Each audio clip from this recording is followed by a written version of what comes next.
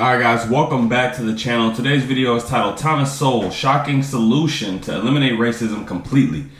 Intellectuals and Insight. That's the channel which the video comes from. I'll leave it in the description. And don't forget guys, the month of October is almost over. At the end of the month, I will be giving away a few Insider Plus or All Access memberships to the Daily Wire. All you gotta do is like, comment, share, and subscribe on these videos that I'm dropping daily. Now with that all out the way, let's get into it. Few subjects produce more fallacies than race. Among these fallacies are that, now get ready, I'm going to give you a passage here. Race was the basis of slavery, that racism is the main reason for black-white differences in incomes, and in all the other aspects of life that depend on income. Moreover, there is often an implicit assumption that racism and discrimination are so closely linked that they go up or down together. Now, what you have produced is a handful of outrages, and we'll take them one at a time. How's that? Race wasn't the basis of slavery? Oh, it's a simple historical matter.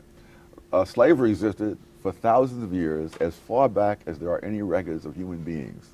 Archaeological finds suggest that slavery existed before human beings could read and write. So, but a racial difference between the slaves and the enslavers, that is a relatively new phenomenon. You didn't have in ancient times the ability to go to another continent and move millions of people of a different race across the ocean. So you enslaved the people who were nearby. The Europeans enslaved Slavs for centuries before they brought the first black African to the Western Hemisphere. Okay, but so you're not suggesting. And I just want to give my opinions on that because I know that's a hot topic right there. If you say race isn't the reason why slavery existed, automatically that triggers a lot of people. But like he said, look at history.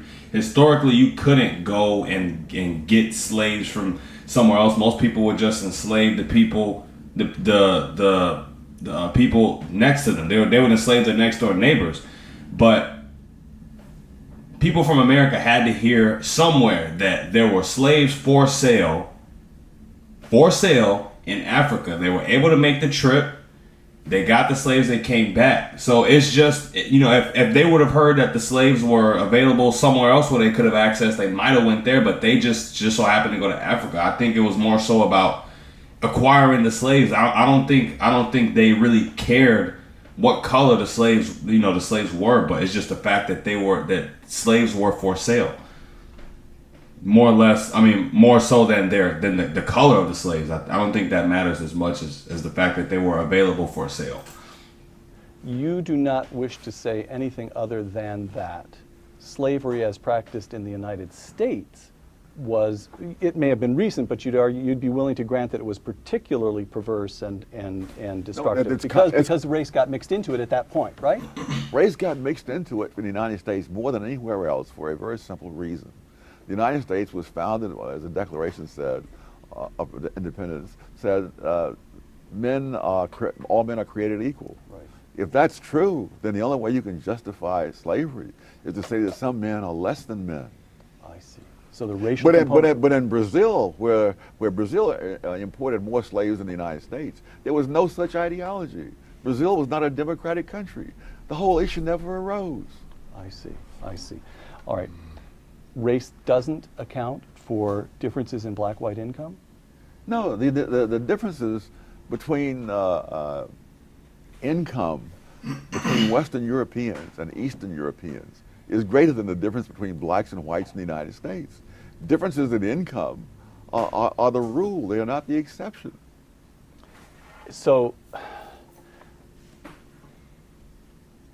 looking at all these sociological studies that show a persistent gap between African Americans in income and every other form of American in income is what? Useless? It tells us things that we don't need to know. It misleads us. How would you describe that? Wrong, I think, sums it up. It is not true. Hispanics have a lower per capita income than blacks. Hispanic households and families have a higher income than black households and families, simply because the Hispanic families are larger. Okay.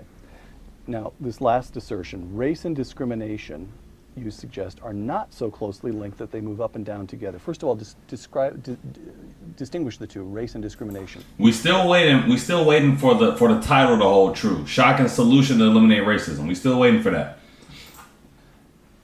Racism is an attitude inside people's heads. Right. Discrimination is an overt act taking place outside in the real world. Okay.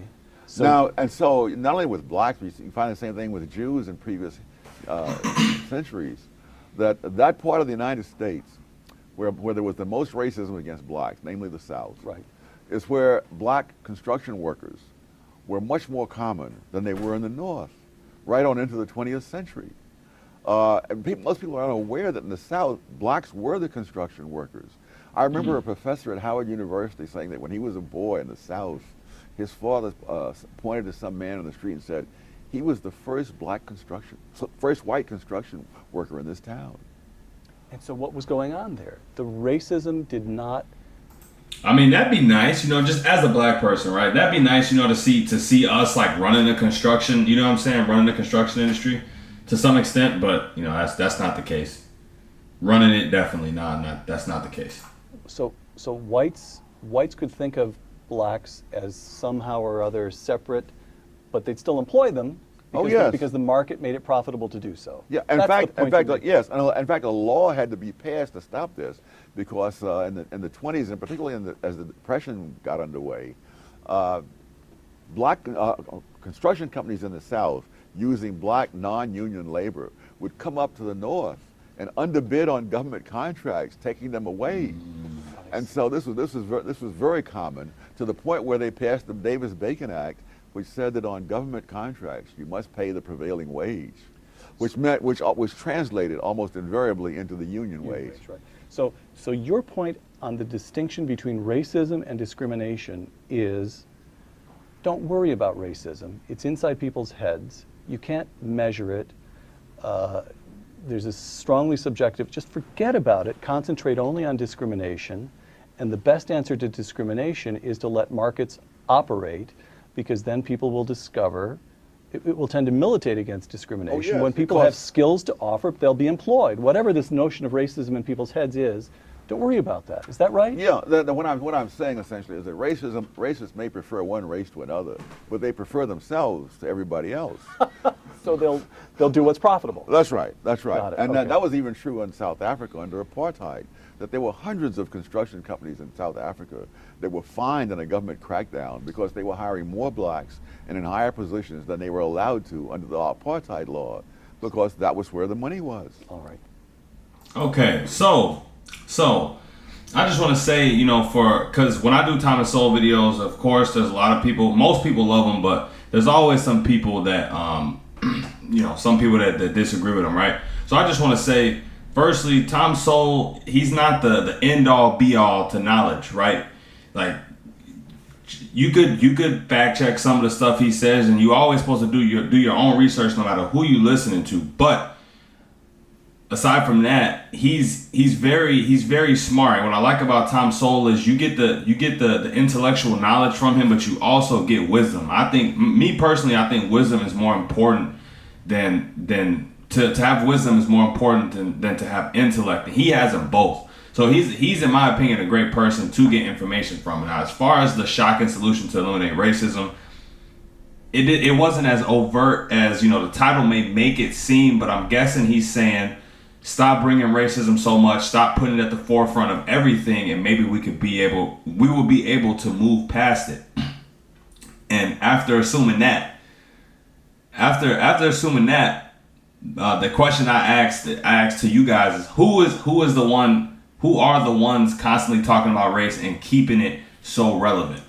And I think we all know the answer to that question. So yeah, I'm gonna just leave you guys with that. One more time before I leave, you guys do not forget at the end of the month, I'm giving away a few Insider Plus and or all access memberships to the Daily Wire. All you gotta do is like, comment, share, and subscribe on the videos. Till next time, you guys, I'm out though. Peace.